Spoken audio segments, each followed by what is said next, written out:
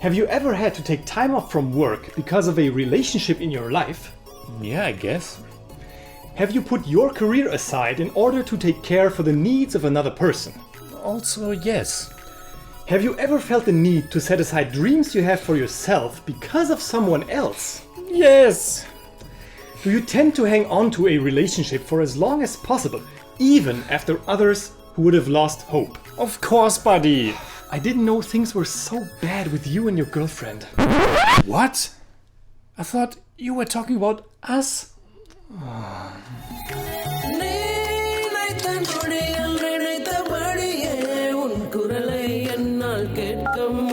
Hello?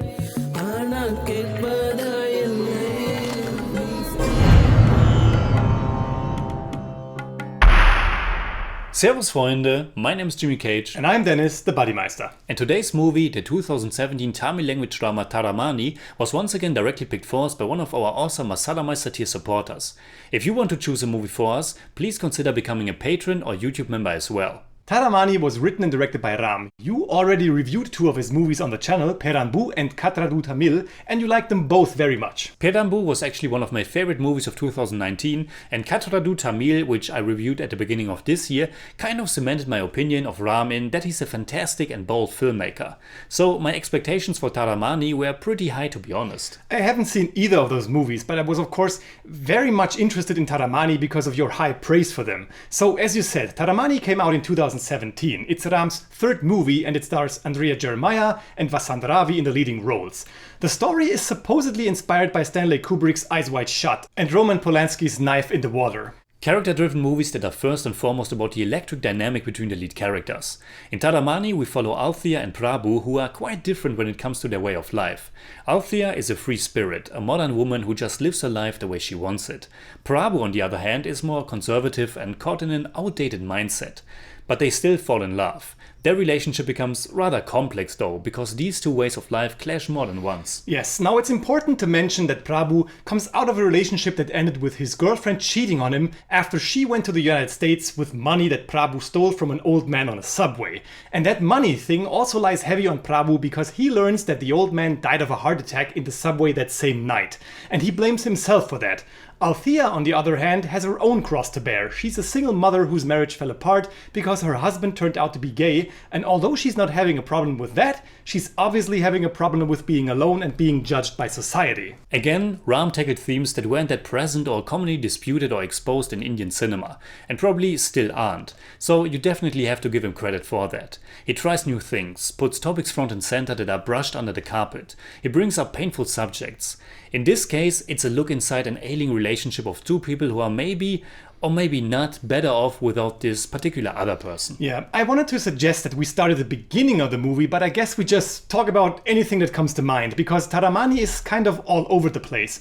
It wants to cram a lot of stuff or everything in its 150 minutes. And when I think of the movie, the first thing that comes to my mind is the strange, erratic tone and the lack of identification or involvement. Taramani is a curious blend of different genres. It can be quirky and fun, it can be dramatic and tragic, and in that it can be pretty extreme, and these tonal changes make it a challenge to find a way into the story.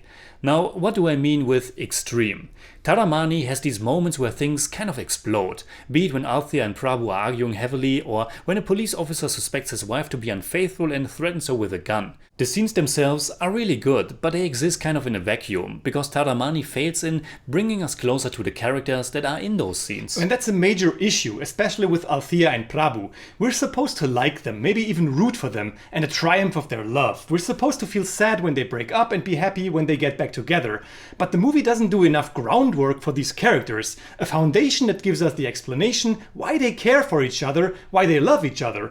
It's just not enough to make a romantic montage and a song. I agree, they talk about their past and their passion and love for each other more than once, but we never got to see that stuff, so it's really just empty talk for us. And to be honest, although Andrea and especially Vasanth Ravi are giving decent performances, they lack chemistry, which is of course another obstacle in the way of really feeling something for these characters. characters. I think Taramani would have worked better if Ram focused on the relationship between Althea and Prabhu and her son Adrian.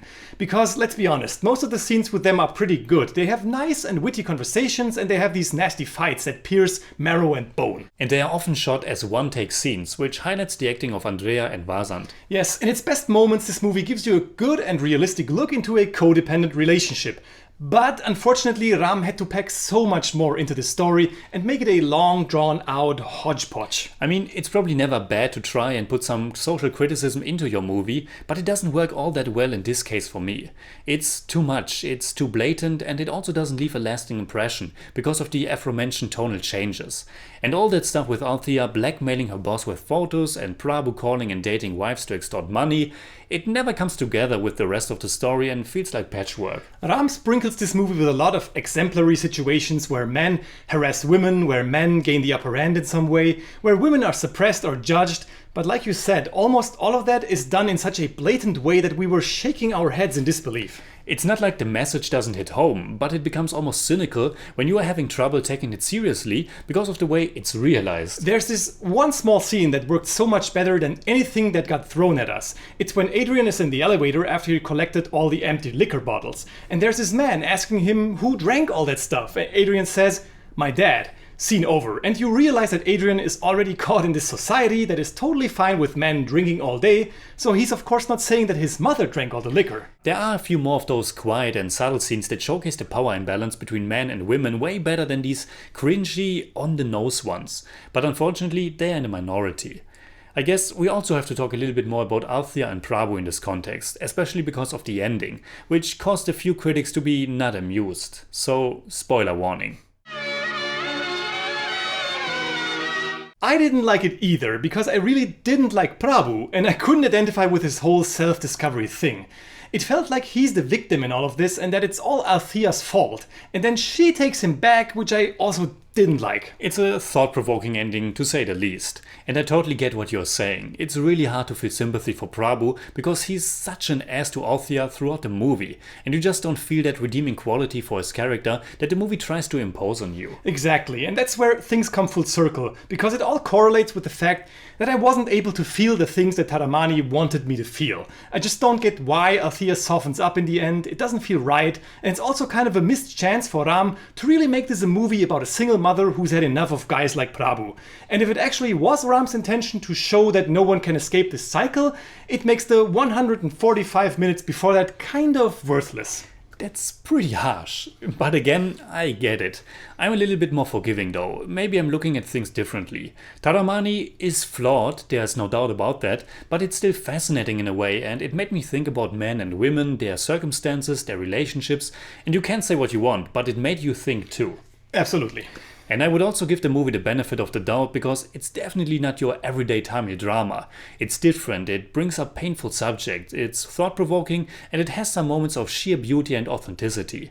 I would say give it a try and make up your own mind. Well, that's of course always the best advice. Do that. So what would we say in German about Taramani? Taramani ist wie die Beziehung seiner im Mittelpunkt stehenden Charaktere, leidenschaftlich und brüchig.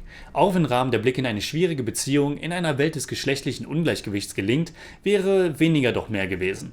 I give Taramani 6 out of 10. It's more like 5.9, but I don't do that. For me, it's 5 out of 10. It's more like 5.4, but I don't do that either. Did you know that, according to statistics, long-distance couples send each other an average of 343 text messages per week? Didn't know that. I wish you would text me more often. Okay. So, what are your thoughts about Taramani? Leave a comment and hit me up on Twitter, Instagram, Letterboxd and also on Patreon, simply at The Jimmy Cage. And you can hit me up on Twitter at The Buddymeister. And if you enjoyed this episode, please give us a thumbs up, share, subscribe, whatever you like. And make sure you hit that bell for all we have to tell.